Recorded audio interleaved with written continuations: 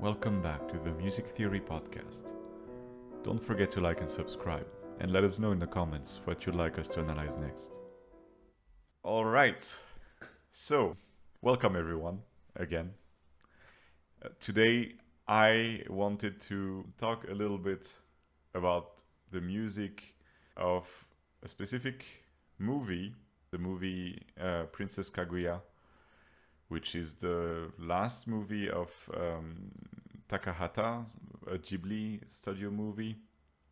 And more specifically, I want to look at the way music is used to convey certain narrative ideas. So this video will not be a 2 hours video, because that's probably at least what would be needed to talk in great details about this topic. But I just want to focus on a very simple example, but that I think is quite powerful, narratively speaking. I will start right away by showing you a recording, which is quite short, and I just want to know your impression. So here we go. I'm going to. 回れ回れ回れよ水車回れ回ってお日さん呼んでこい鳥虫獣草木花咲いて実って散ったとて生まれて育って死んだとて風が吹き雨が降り水車回り千繰り命がよみがえる千繰り命がよみがえる So I imagined the tonality on D. I don't know. Yeah, I think so it's with the case. Yeah. D is the central tone, and so you have an F pentatonic scale. So I guess you would say D La pentatonicism. Mhm. And you've got all in all an ambitus of an octave plus a 4. Mhm. So and you hear that it's quite high then, so Yeah. that's really they get into their extreme range. And it's choir of children, several couple of children. Yes. I don't know, maybe it should evoke children just singing a song, I don't know, in school, or I don't know what. Yes. So it's not always in tune, and it shouldn't be. All right. So, yes, exactly. So we have, on the one hand, something theoretical that you mentioned, the fact that this is pentatonic, the normal pentatonic scale that we usually deal with. And on the other hand, that there is a certain, let's call it simplicity, emanating from the fact that those are children singing, not entirely in tune, kind of struggling in the upper register. All these things are, of course, intentional, or at least we can assume that they are. And so it conveys a certain feeling, a certain atmosphere in regard to this music. So now I will give you a little bit of context for this scene. So this scene is actually taken relatively at the beginning of the movie. To make a very, very, very, very quick summary, Princess Kaguya is a supernatural being that is found in a bamboo sprout. And she becomes a baby that grows up very quickly, like a bamboo. The bamboo also grows very quickly. And after just a few weeks, she becomes what looks like a child of maybe 7 or 8 years old. And in this scene, she's with a bunch of kids on the countryside, and everybody's singing. And she is singing along. So in the actual scene of the movie, they sing, and then one of the kids asks her, "But how come you know the song?" because she's just a few weeks old, right? She has never heard it as far as they are concerned. And she replies by saying, "I know it." And then she continues singing alone, but she sings differently. She sings differently, and then somebody comments and says, "Weird song." I could not find the recording of this part online so easily, but I actually, this whole scene comes back towards the end of the movie. But this time it's her mother singing the song the same way as the kids. And then the Princess Kaguya will take over and sing her own version. And then the mother says, "Oh, so there was a next verse like this one? I didn't know." Like something like that. And okay, so let's listen to this next version where the mother sings together with Kaguya, and Kaguya takes over. 回れ回れ回れよ水車回れ回ってお日さん呼んでこい回ってお日さん呼んでこい鳥虫獣草木花春夏秋冬連れてこい春夏秋冬連れてこい回れ巡れ巡れよ遥かな時よ巡って心呼び返せ巡って心呼び返せ鳥虫獣草木花人の情けを育みて松戸式かば今帰りこん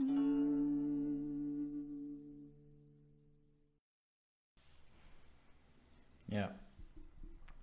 So quite distinctly different from the pentatonicism. Right, Indeed. So exactly the missing note, which you have in the pentatonic scale, right? So it's the B flat. So it's just D minor now, right? Perfect. So just so you know, I have used this recording in lessons with students before, and they all said the same thing as you did. They said, That's not good for me. no, they said it's minor now. And Okay, maybe Phrygian. well, actually, no, it's not Phrygian either. But minor is, I mean, I guess saying minor is not entirely wrong, but it's actually another kind of scale. So what you're singing here on screen is what the children have been singing at the beginning, or what the mother has been singing, even though the mother was in a different key. The children were singing in D, and, well, it's pentatonic, exactly the way we know it. There is no mystery here. And then here is what happens when Kaguya sings after her mother. So you can see she starts on B natural here. Yeah. And then she modulates and the music goes to D, which is why it sounds a bit strange. And yes, as you said, we hear minor. But then what I would ask is, why do we hear minor? I mean, the pentatonic that we had before is also minor. So why do we think minor by contrast now? Well, I guess it's because of the sixth, right? So the Yeah. B flat is, I mean, it's at least our traditional Western ears would perceive the Phrygian step B flat and A as sort of a signature element of Aeolian. Yes. Right. Hmm. Exactly. So there is this, exactly what you said, the Phrygian step here, so the semitone, and the semitone here as well. Hmm. So the difference is not so much that we're going from pentatonic to minor. It's that we have a different kind of pentatonic, actually, with different intervals, and the most notable one that really reminds us of minor is the semitone. Because actually this is also pentatonic. If we look at the notes, we have D, E, F, A, and B flat. And that's it. True. And well, this scale is actually also a traditional Japanese scale. As far as I know, it's not only used in Japan, but we mainly know it from there. And this scale is called Hirajoshi. So basically, it's these 5 notes, right? If we start on D, D, E, F, A, and B flat. Now to come back to the context of the movie, Kaguya, as I said, is not really human, and this is signaled in the beginning of the movie. I mean, in many ways, but specifically in the sequence we heard, it's signaled by her singing a different song. I mean, it's a very similar song because the rhythmical construction is similar, so we kind of could imagine it's the next verse, but at the same time the scale is very different. And this different scale sounds a little bit strange, and in this moment signals her belonging to a different world than the regular humans, in that case the children. So this simplicity of the pentatonic that we hear sung by the children is taken away, and instead what we get is a kind of mysterious, much more maybe refined sonority.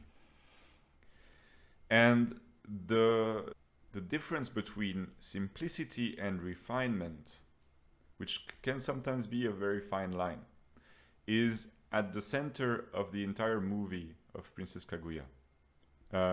You said you watched the trailer of the movie, so you've seen the design of the animation, the style, which is very unique, and which most people will talk about. If they talk about Princess Kaguya, they will talk first about what strikes the eye very immediately. It's the style, which is very distinct. And this style itself is a statement about simplicity, because the drawings are very simple in a way. They're so simple that they're made in the style of Ukiyo-e, which is these very famous Japanese drawings which you print with wood blocks. I think in English they just say Ukiyo-e, but in French we say estampe, like the Debussy pieces. Anyway, this style of drawing in the time they were made was not considered a particularly refined art.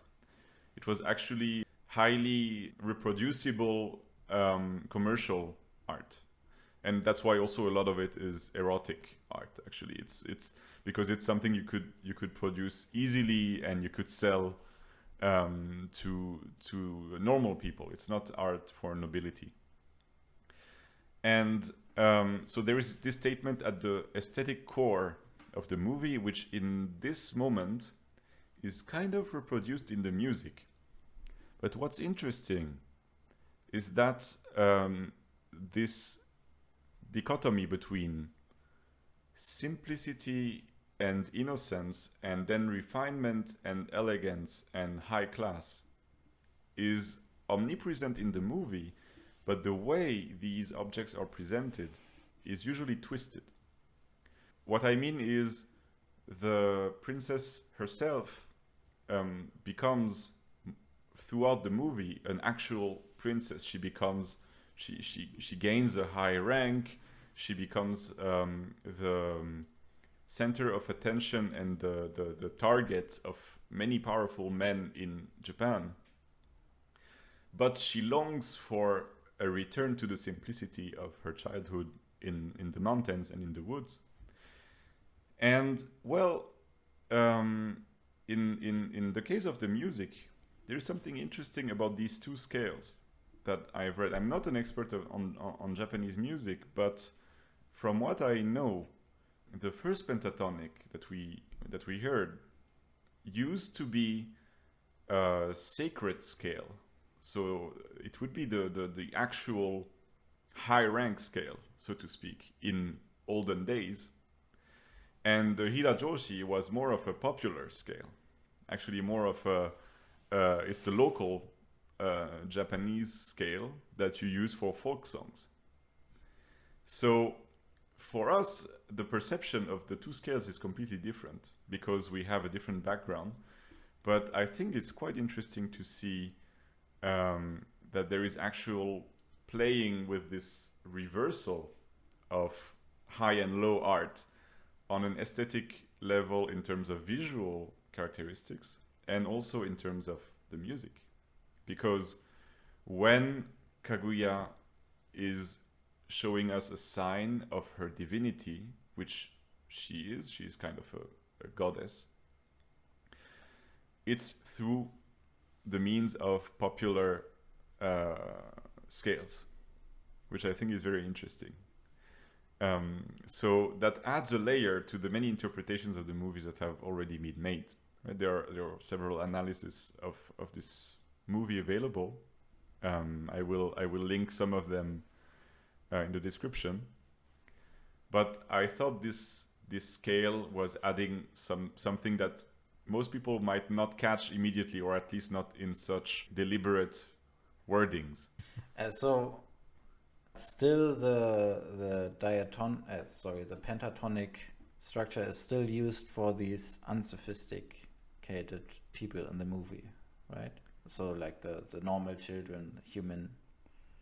Yeah, they use the regular pentatonic, the one that we usually learn about, the one that gives us the blue scale and everything. Mm-hmm. Yeah, they don't use the Hirajoshi scale. But although the Hirajoshi scale is like actually the folksy. Yeah, actually, scale. Historically speaking, that's the folksy one, and the other one is the sacred one. But yes, and maybe as a last element that I can show you, there is the music that comes at the end of the movie this is a spoiler, so spoiler alert for everyone except Felix, who deliberately decided to get spoiled. At the very end, let's say Kaguya is a person who comes not from Earth, but from the moon. And the people from the moon come to take her back, right? They come to take her back home, so to speak. So in this moment, there is music in the moment where the people from the moon come. And I want to show you this music. Here we go.